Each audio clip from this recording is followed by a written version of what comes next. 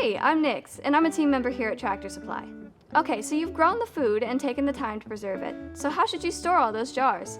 I have some helpful tips for storing canned food so that all that hard work doesn't go to waste, literally.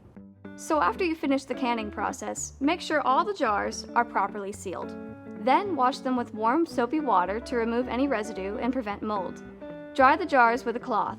Then, what I do is label each one with the contents and date they were canned with a permanent marker. Now, store your jars in a cool, dark, and dry place like a basement, dark pantry, or closet. Exposure to heat, light, and moisture can affect the jar's contents and seal, causing the food to spoil quicker. I find that home canned goods can last up to a year when stored properly.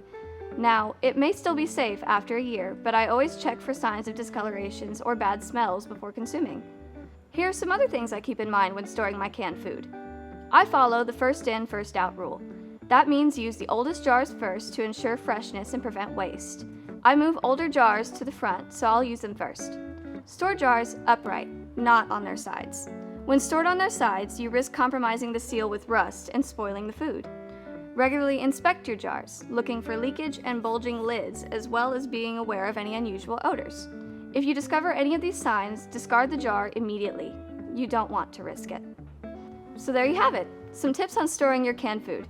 You've put a lot of time into canning fresh-grown fruits and veggies, so use these tips to ensure you get to enjoy them down the road. If you have any questions, just stop by your local Tractor Supply and ask a team member for help.